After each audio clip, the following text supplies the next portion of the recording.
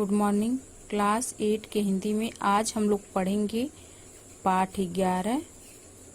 जब सिनेमा ने बोलना सीखा। वे सभी सजीव हैं, सांस ले रहे हैं, 100% बोल रहे हैं। 78 मुर्दा इंसान जिंदा हो गए, उनको बोलते बातें करते देखो। देश की पहली सवाक फिल्म आलम आरा के पोस्टरों के विज्ञापन की ये पंक्तियां लिखी हुई थी। 14 मार्च 1931 की वह ऐतिहासिक तारीख भारतीय सिनेमा में बड़े बदलाव का दिन था। इसी दिन पहली बार भारत के सिनेमा में ने बोलना सीखा था। हालांकि वह दौर ऐसा था जब मुख्य फिल्में लोकप्रियता के शिखर पर था।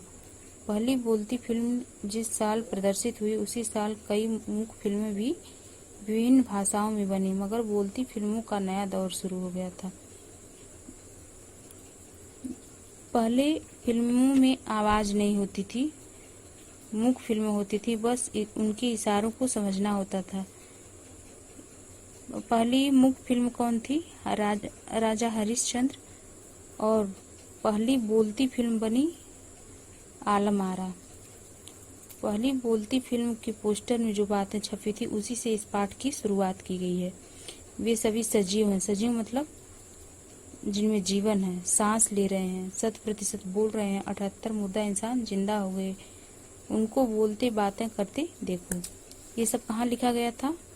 जो पहली बोलती फिल्म थी जिनमें आवाज था, आलम आरा के पोस्टर पर लिखी गई थी। देश की पहली सवाक मतलब बोलती फिल्म आलम आरा के पोस्टरों पर विज्ञापन की ये पंक्तियां लिखी हुई थी। 14 मार्च 1931 की वह ऐतिहासिक तारीख भारतीय सिनेमा में बड़े बदलाव का दिन था। कौन सा दिन?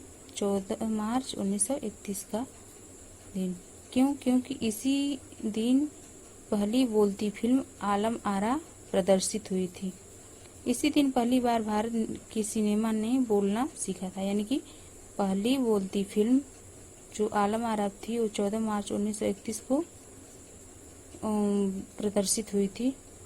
हालांकि वह दौर ऐसा था जब मुख्य सिनेमा लोकप्रियता के शिखर पर था। जब ये फिल्म बनी आलम आरा, उस समय जो मुख्य फिल्में थी जिनमें आवाज नहीं होते थे, तो वो ऐसी फिल्में लोकप्रियता के शिखर पर थी, यानी कि बहुत ज्यादा पसंद की जाती थी। कौन सी फिल्में? मुख्य फिल्में। पहली बोलती फिल्म जिस साल प्रदर्शित हुई उसी साल कई मुख्य फिल्में भी विभिन्न भाषाओं में बनी। यानी कि 1931 में पहली बोलती फिल्म आलम आरा बनी और उसी साल मुख्य फिल्में भी कई भाषाओं में बनी, मगर बोलती फिल्मों का नया दौर शुरू हो गया था। इस तरह से फिल्म जगत में एक नया दौर शुरू हो गया था, नया समय शुरू हो गया था जब फिल्में बोलती थी, यानी फिल्मों में आवाज होती थी।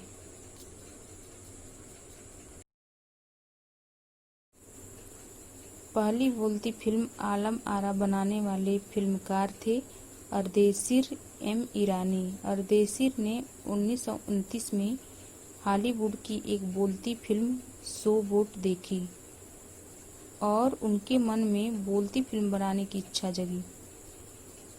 कौन सी फिल्म देखी? फिल्मकार अर्देशीर ईरानी, शो बोट, जो कि एक विदेशी फिल्म थी, हॉलीवुड फिल्म थी।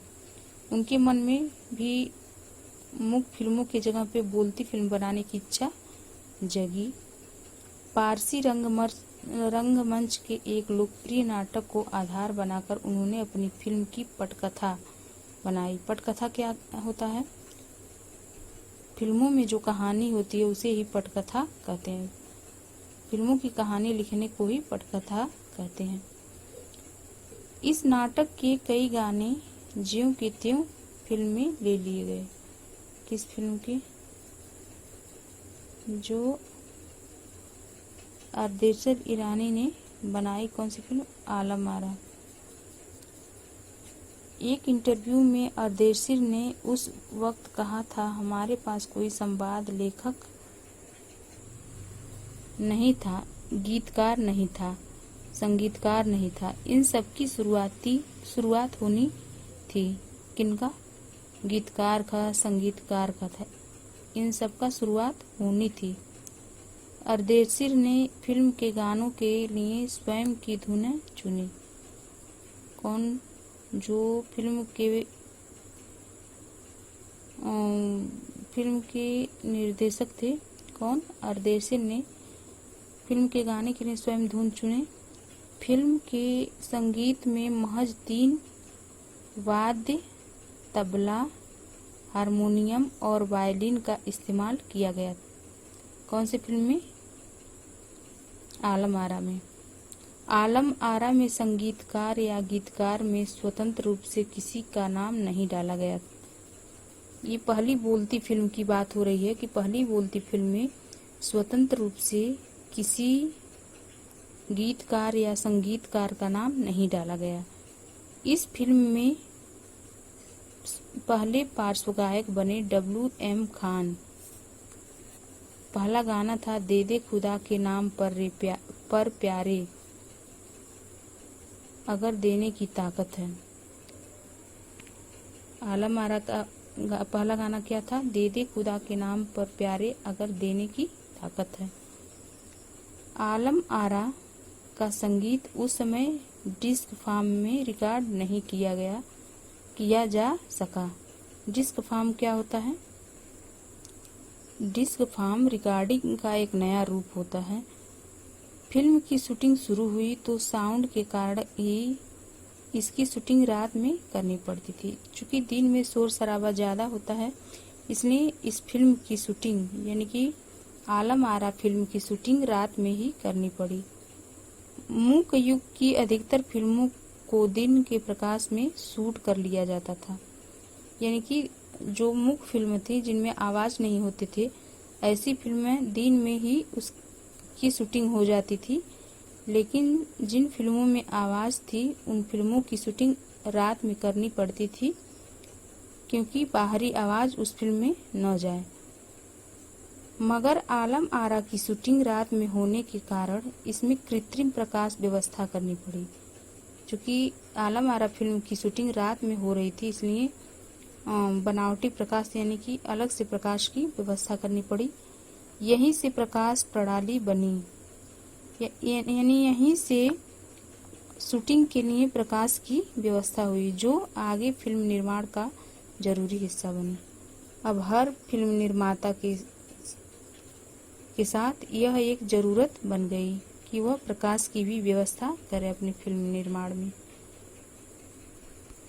आलम आरा ने भविष्य के कई स्टार और तकनीशियन तो दिए ही, अर्देशीर की कंपनी तक ने भारतीय सिनेमा के लिए 150 से अधिक मूक और लगभग 100 सवाक फिल्में बनाई।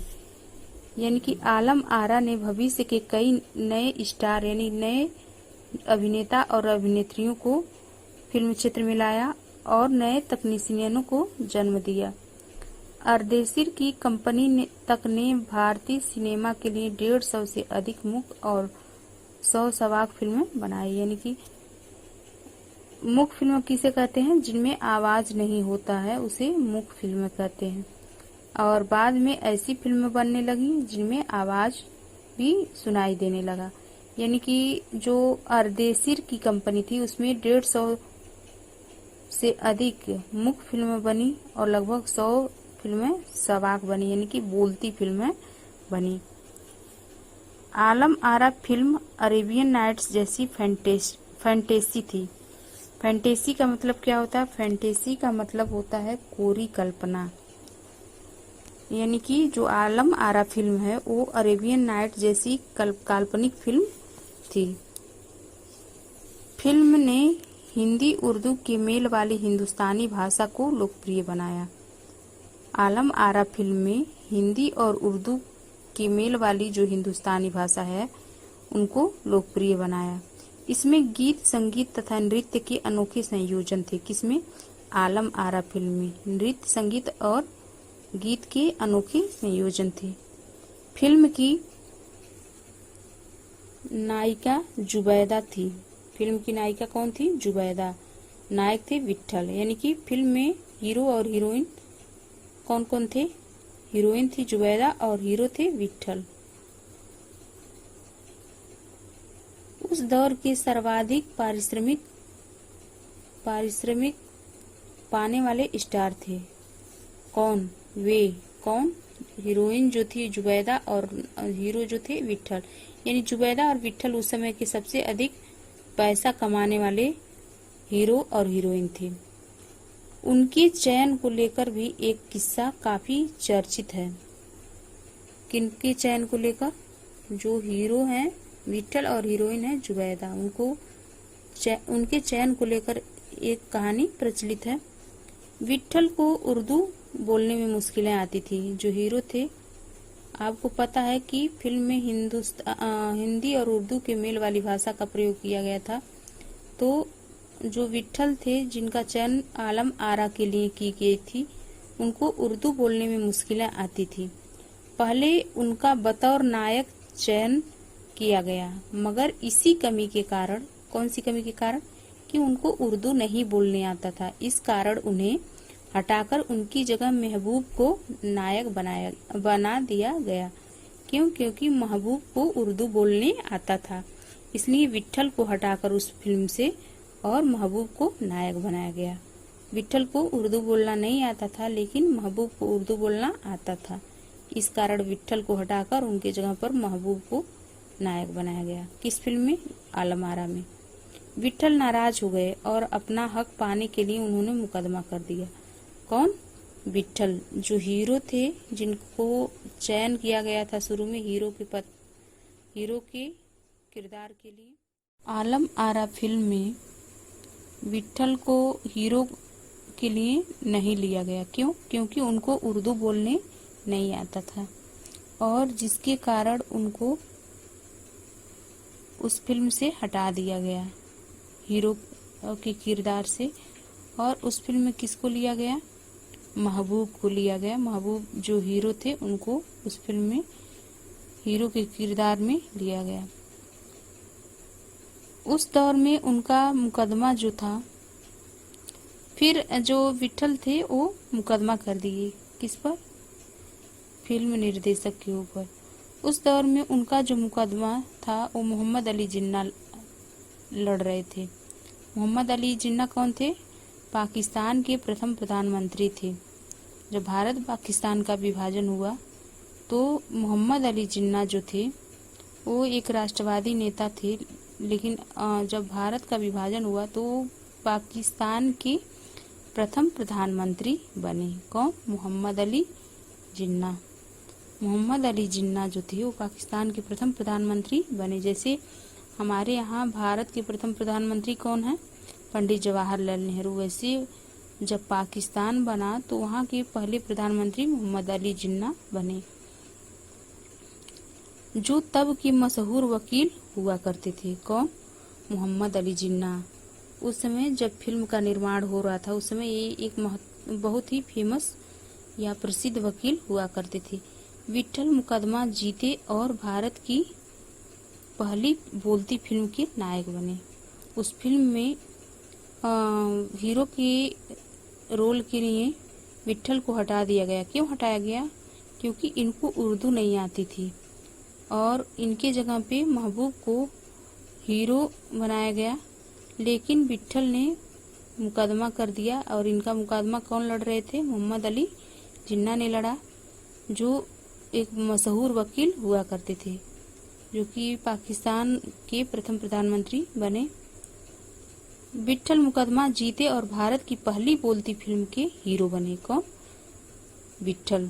उनकी कामयाबी आगे भी जारी रही। किनकी कामयाबी? विट्ठल की। विट्ठल और भी बहुत सारी फिल्मों को बनाए, और हिंदी फिल्मों में वे लंबे समय तक गायक और स्टंटमैन के रूप में सक्रिय रहे। कौन? विट्ठल। पहले फिल्मों में पार्श्व गायक नहीं गीत गाते थे। जो हीरो और हीरोइन होते थे वही उनको ही गायन के कला का अभ्यास करना पड़ता था, और वे ही अपनी फिल्म में गाना गाते थे। और जो विट्ठल थे उनको आलम आरा के बाद बहुत कामयाबी मिली, और आगे भी ये कामयाबी जारी रही, यानी कि बहुत सारी फिल्मों में विठल हीरो के किरदार में काम किया और सफल रहे। इसके अलावा आलम आरा में सोहराब मोदी, पृथ्वीराज कपूर, याकूब और जगदीश सेठी जैसे अभिनेता भी मौजूद रहे। आलम आरा में और कौन कौन महत्वपूर्ण लोग थे? सोहराब मोदी, पृथ्वीराज कपूर, याकूब और जगदीश सेठी जैसे अभिनेता भी मौजूद रहे। आगे चलकर जो फिल्म उद्योग के प्रमुख स्तंभ बने, कौन? सोहराब मोदी, पृथ्वीराज कपूर, याकूब और जगदीश, ये लोग कौन बने? आगे चलकर जो फिल्म जगत है उसके मशहूर स्तंभ बने, यानी कि ये लोग फिल्म के कारोबार को बहुत आगे बढ़ाए। यह फिल्म 14 मार्च 1931 को मुंबई के मैजेस्टिक सिनेमा में प्रदर्शित हुई, यानी कि आलम आरा फिल्म सबसे पहले मुंबई के मैजेस्टिक सिनेमा हॉल में लगा। और कब लगा? 14 मार्च 1931 को। और यह फिल्म जो है 8 सप्ताह तक हाउसफुल चली, यानी कि 8 सप्ताह तक यहाँ इस फिल्म को देखने के लिए लोगों की संख्या बहुत अधिक होती थी और भीड़ इतनी उमड़ती थी कि पुलिस के लिए नियंत्रण करना मुश्किल हो जाया करता था। यानी कि लोगों की भीड़ इतनी ज़्यादा थी, लोग इतने अधिक संख्या में इस फिल्म को देखने के लिए आते थे कि पुलिस को उस भीड़ पर नियंत्रण करना मुश्किल हो जाया करता था। क्यों इतने ज़्यादा लोग उमड़ते थे? क्योंकि वो पहली बोलती फिल्म थी। इसके पहले जो फिल्में देखे थे लोग वो उसमें आवाज़ नहीं था, लेकिन इस फिल्म में आवाज़ भी था, इसलिए इस फिल्म को देखने के लिए बहुत सारी भीड़ उमड़ती थी। समीक्षकों ने इसे भड़कीली फैंटेसी फिल्म करार दिया था। समीक्षक क्या होते हैं? जो गुण दोष बखान करते हैं वही क्या है? समीक्षक हैं। समीक्षकों ने इस फिल्म को भड़कीली फैंटेसी मतलब काल्पनिक फिल्म करार दिया था, मगर दर्शकों के लिए यह फिल्म एक अनोखा अनुभव थी। कौन सी फिल्म? आलम आरा। दर्शकों के लिए एक अनोखा अनुभव क्यों था? क्योंकि यह फिल्म ऐसा था जिसमें आवाज़ भी आती थी। यह फिल्म 10,000 फुट लंबी थी और इसे 4 महीनों की कड़ी मेहनत से तैयार किया गया था। कौन सी फिल्म? आलम आरा फिल्म जो थी वो 10,000 फुट लंबी थी और इसे 4 महीनों की कठिन परिश्रम के बाद तैयार किया गया था। किस फिल्म को? आलम आरा को। सवाक फिल्मों के लिए पौराणिक कथाओं, पारसी रंगमंच के नाटकों, अरबी प्रेम कथाओं को विषय के रूप में चुना गया। यानी सवाक फिल्में बनाने के लिए पुराणों से कथाओं का चुनाव किया गया, पारसी रंगमंच के नाटकों की जो पटकथा थे उसको भी शामिल किया गया, अरबी प्रेम कथाओं को भी विषय के रूप में चुना गया। यानी कि इन विषयों पर फिल्में बनने लगी। किस पे? पौराणिक कथाओं पर, पारसी रंगमंच के नाटकों पर और अरबी प्रेम कथाओं पर भी फिल्में बनना शुरू हो गया। इसके अलावा कई सामाजिक विषयों वाली फिल्में भी बनी। ऐसी ही एक फिल्म थी, यानी कि बहुत सारी सामाजिक विषयों वाली फिल्में बनी, लेकिन उनमें से एक फिल्म बनी खुदा किसान। ये एक सामाजिक विषय वाली फिल्म थी। इसमें एक किरदार महात्मा गांधी जैसा था। खुदा किसान में जो एक किरदार था वो महात्मा गांधी जैसे था। इसके कारण सवाक फिल्मों को ब्रिटिश प्रशासकों की तीखी नज़र का सामना करना पड़ा। और उस समय अंग्रेजों का शासन था भारत में। जब यह फिल्म बनी खुदा किसान, तो उसमें जो महात्मा गांधी के किरदार जैसा एक पात्र था, तो यह देखकर जो ब्रिटिश प्रशासक थे वो फिल्म के क्षेत्र को तीखी नज़र से देखने लगे, यानी कि बहुत ही गलत नज़र से देखते थे। कौन? अंग्रेजी शासक जो थे फिल्म जगत को बहुत ही तीखी नज़र से देखना शुरू किए। किस फिल्म के बाद? खुदा किसान के बाद। खुदा किसान में एक पात्र ऐसा है, एक किरदार ऐसा है जो महात्मा गांधी जैसा रोल अदा किया है, तो उसको देखकर अंग्रेज जो हैं वो फिल्म को तीखी नज़र से देखना शुरू किए। सवाक सिनेमा के नए दौर की शुरुआत कराने वाले निर्माता निर्देशक अर्देशीर ईरानी इतने विनम्र थे कि जब 1956 में आलम आरा के प्रदर्शन के 25 वर्ष पूरे होने पर उन्हें सम्मानित किया गया और उन्हें भारतीय सवाक फिल्मों का पिता किन्हें कहा गया? अर्देशीर ईरानी को। और 1956 में आलम आरा के प्रदर्शन के 25 वर्ष पूरे होने पर उन्हें सम्मानित किया गया। किनको? अर्देशीर ईरानी को। और उन्हीं को भारतीय सवाक फिल्म का पिता कहा गया। किनको? अर्देशीर ईरानी को। सवाक सिनेमा के नए दौर की शुरुआत कराने वाले निर्माता निर्देशक अर्देशीर इतने विनम्र थे कि जब 1956 में आलम आरा के प्रदर्शन के 25 वर्ष पूरे होने पर उन्हें सम्मानित किया गया और उन्हें भारतीय सवाक फिल्मों का पिता कहा गया, तो उन्होंने उस मौके पर कहा था। कौन? अर्देशीर ईरानी। जब उनको सम्मानित किया गया और उनको सवाक फिल्मों का पिता कह के संबोधित किया गया, तब उन्होंने उस मौके पर कहा था कि मुझे इतना बड़ा खिताब मतलब पुरस्कार। खिताब मतलब क्या होता है? पुरस्कार। तो उन्होंने कहा था मुझे इतना बड़ा खिताब देने की जरूरत नहीं है। कौन कहे थे? अर्देशीर ईरानी। जब उन्हें सवाक फिल्मों का पिता कहा गया, उनको सम्मानित किया गया, तो उन्होंने कहा था उस मौके पर कि मुझे इतना बड़ा खिताब देने की जरूरत नहीं। क्यों नहीं है? मैंने तो देश के लिए अपने हिस्से की जरूरी योगदान दिया है। उनका कहना था मैं तो देश के लिए अपने हिस्से का जरूरी योगदान दिया। कौन कहे? अर्देशीर ईरानी। जब पहली बार सिनेमा ने बोलना सीख लिया, सिनेमा में काम करने के लिए पढ़े लिखे अभिनेता अभिनेत्रियों की जरूरत भी शुरू हुई, क्योंकि अब संवाद भी बोलने थे। सिर्फ अभिनय से काम नहीं चलने वाला था। जब सवाक फिल्में बनने लगी तो सिनेमा में काम करने वाले पढ़े लिखे अभिनेता अभिनेत्रियों की जरूरत भी शुरू हो गई। क्यों? क्योंकि संवाद जो संवाद का मतलब जो बातचीत था फिल्म में, वो बोलने पड़ते थे। अब सिर्फ अभिनय से काम नहीं चलता था, संवाद भी बोलना पड़ता था। इसलिए पढ़े लिखे अभिनेता अभिनेत्रियों की जरूरत फिल्म जगत में थी। मूक फिल्मों के दौर में तो पहलवान जैसे शरीर वाले, स्टंट करने वाले और उछल कूद करने वाले अभिनेताओं से काम चल जाया करता था। यानी कि जब आवाज नहीं होती थी फिल्म में, तब तो पहलवान जैसे शरीर वाले, स्टंट मतलब होता है खतरनाक काम करके दिखाने का कौशल को ही क्या कहते हैं? स्टंट करने वाले और उछल कूद करने वाले अभिनेताओं से काम चल जाया करता था। जब फिल्में मूक होती थी तो पहलवान शरीर वाले, स्टंट करने वाले और उछल कूद करने वाले अभिनेताओं से काम चल जाया करता था।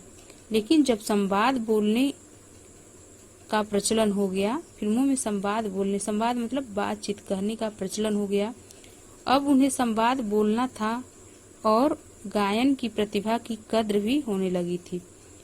इसलिए आलम आरा के बाद आरंभिक सवाक दौर की फिल्मों में कई गायक अभिनेता बड़े पर्दे पर नजर आने लगे। यानी कि आलम आरा के बाद आरंभिक सवाक दौर की फिल्मों में बहुत सारे गायक अभिनेता बड़े पर्दे पर नजर आने लगे। यानी कि अब बहुत सारे गायक और अभिनेता लोग फिल्मों में काम करने के लिए एकजुट होने लगे।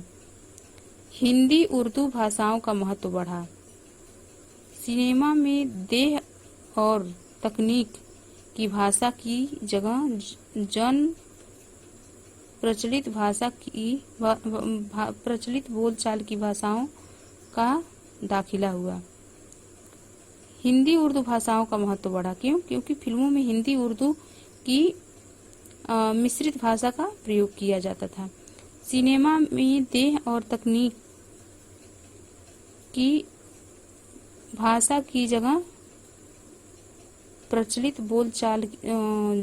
प्रचलित बोलचाल की भाषाओं का दाखिला हुआ। यानी कि देह और तकनीकी के अलावा भाषा की जगह जन प्रचलित बोलचाल की भाषाओं को भी शामिल किया गया। सिनेमा ज्यादा देसी हुआ। एक तरह की नई आजादी थी जिससे आगे चलकर हमारे दैनिक और सार्वजनिक जीवन का प्रतिबिंब फिल्मों में बेहतर होकर उभरने लगा। यानी फिल्मों में ऐसी बातें, ऐसे पटकथा लिए जाते थे जो समाज की बुराइयों से संबंधित थे और उनका निवारण भी किया जाता था। एक तरह की नई आजादी थी जिससे आगे चलकर हमारे दैनिक और सार्वजनिक जीवन का प्रतिबिंब फिल्मों में बेहतर होकर उभरने लगा। सवाक फिल्मों में देह और तकनीकी भाषा की जगह जन प्रचलित बोलचाल की भाषा शामिल हो गया और सिनेमा ज़्यादा देसी हो गया। इस तरह की आज़ादी लोगों को मिलने लगी। हमारे दैनिक और सार्वजनिक जीवन का प्रतिबिंब बेहतर में बेहतर होकर उभरने लगा। यानी कि जो हमारे जीवन की छवि थी वो फिल्मों में दिखाई देने लगा। अभिनेताओं अभिनेत्रियों की लोकप्रियता का असर उस दौर के दर्शकों को भी खूब पड़ रहा था। माधुरी नाम की फिल्म में नायिका सुलोचना की हेयर स्टाइल उस दौर में औरतों में लोकप्रिय थी। यानी कि माधुरी नाम की जो अभिनेत्री हैं उनके हेयर स्टाइल को बहुत सारी औरतें अपने हेयर स्टाइल उन्हीं के नकल करके उन्हीं के आधार पर अपने हेयर स्टाइल को बनवाई। औरतें अपनी केश सज्जा उसी तरह कर रही थी जैसे माधुरी का केश सज्जा था। अर्देशीर ईरानी फिल्मों में भारतीय के अलावा ईरानी कलाकारों ने भी अभिनय किया था। यानी कि अर्देशीर ईरानी की फिल्मों में भारतीय कलाकार तो काम किए ही थे, विदेशी कलाकारों ने भी काम किया था।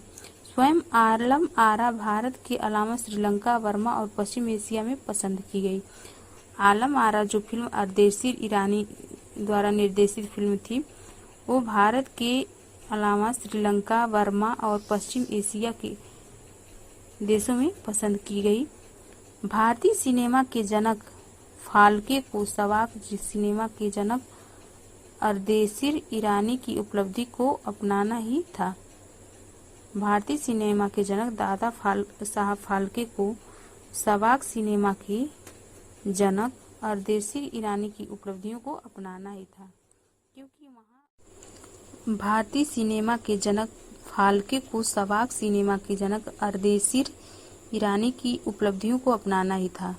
भारतीय सिनेमा के जनक कौन थे? भारतीय सिनेमा का पिता जो थे वो दादा साहब फाल्के थे। लेकिन दादा साहब फाल्के को जो अर्देशीर ईरानी के द्वारा उपलब्धियां हासिल की गई थी उनको अपनाना ही था। क्यों? क्योंकि वहां से सिनेमा का एक नया युग शुरू हो गया था। कब? जब सवाक फिल्में बन गई थी। कौन बनवाए थे? यह फिल्म आलम आरा थी जो अर्देशीर ईरानी के निर्देशन में बनी थी। निर्माता निर्देशक अर्देशीर ईरानी ही थे और इस फिल्म ने यानी सवाक सिनेमा के जनक अर्देशीर ईरानी की जो उपलब्धियां थी उनको भारतीय सिनेमा के जगत यानी कि भारतीय सिनेमा के पिता दादा फाल्के को अपनानी ही पड़ी, क्योंकि वहां से सिनेमा का एक नया युग शुरू हो गया था। इस पाठ के जो लेखक हैं प्रदीप तिवारी हैं। कौन है? प्रदीप तिवारी, जो भारतीय फिल्म उद्योग के प्रारंभिक बातों को यहाँ बताए हैं और इस पाठ को पढ़ के हम फिल्म जगत के प्रारंभिक काल में जो फिल्में बनी थी, मुख्य फिल्में, सबाक फिल्में, उनके बारे में बहुत अधिक जानकारी प्राप्त कर लिए हैं। पहली सबाक फिल्म कौन थी? आलम आरा। और पहली मुख्य फिल्म कौन थी? हरिश्चंद्र। राजा हरिश्चंद्र पहली मुख्य फिल्म थी और पहली सबाक फिल्म थी आलम आरा, जिसके निर्देशक कौन थे? अर्देशीर ईरानी। इस फिल्म में हीरो और हीरोइन कौन थे? विट्ठल और कौन थे? जुबैदा। हीरोइन कौन थी आलम आरा की? जुबैदा। और हीरो कौन थे? विट्ठल।